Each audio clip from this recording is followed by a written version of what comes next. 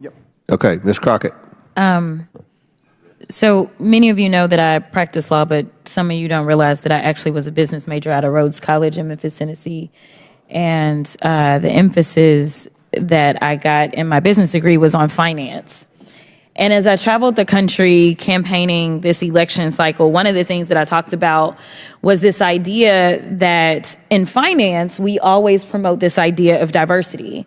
If you know anything about a portfolio, the one thing that you want to do is make sure that it's as diverse as possible, because at times certain stocks will perform better than others, and they will exemplify various strengths and weaknesses. And together, a diverse portfolio is usually what any good finance person would promote. They wouldn't promote that you solely invest in vanilla wafers, believing that that is going to be the strongest portfolio, but instead they may want to add some chocolate cake and some Twinkies into the mix to make sure that we have the best portfolio, because there will be different preferences by different people. And again, there will be different strengths. But as I sit here and I think about what we say and what I'm hearing as it relates to diversity when it comes to anything outside of making money. And to be clear, we are losing GDP every time we try to push back on this idea of diversity, because all of us bring something different to the table.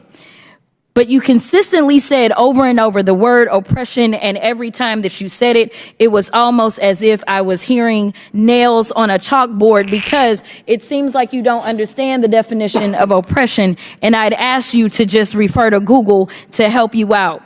Oppression is the prolonged, cruel, or unjust treatment or control. That is the definition of oppression.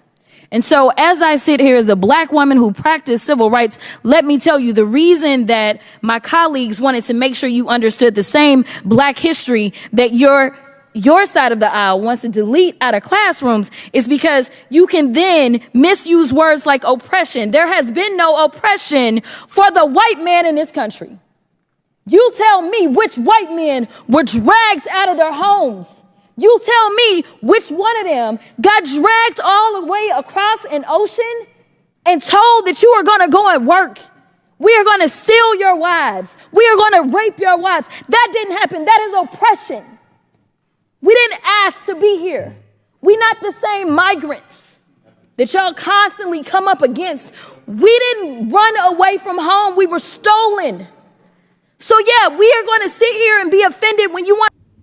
One thing about Jasmine, she coming with them facts. To sit here and act like and don't let it escape you that it is white men on this side of the aisle telling us, people of color on this side of the aisle, that y'all are the ones being oppressed, that y'all are the ones that are being harmed.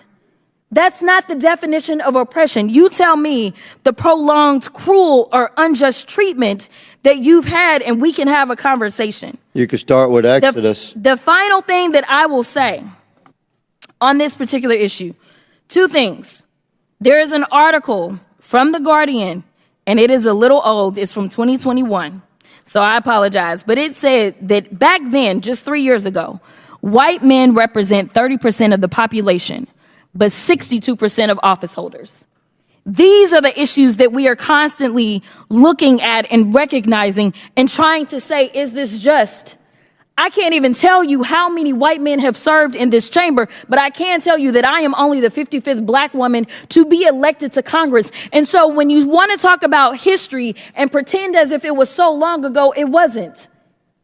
Because again, I am just number 55.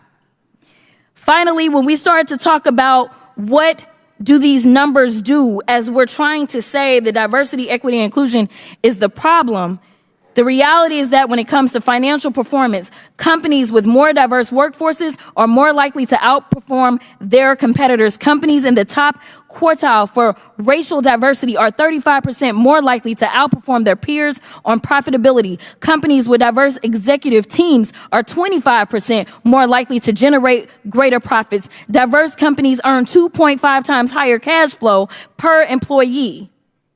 Diversity works. And until you can show me data that says otherwise, I think that we need to go back to being a country that listens to experts and gets out of our feelings and recognizes, again, that racism is real in this country. And until we stop pretending that it's not, we will not solve the problems that we are consistently facing. And that will bring real unity that we seek when we're looking for a more perfect union. Jasmine educates herself very well, okay? In every factor in the government, okay? So when you coming for her, you better be ready, because she ready, okay? She ready, yes. When she do come down, they can't do nothing with her, nothing. An educated, powerful, and I mean powerful, Black woman who is not afraid to speak or touch areas that others in the world are. Yes, Jasmine Crockett. Y'all seen it. Get in the comments. Let me know. Please, I cannot stress enough. Please like the video. It will not hurt you to like the video. Like the video, guys. Yes. And you see, I got my hair cut. Lupus is tagging my hair, so I had to do what I had to do. Hopefully, it looks okay. Let me know in the comments what you guys think about it. And don't allow anyone to steal your joy, okay? All right. Have a good day.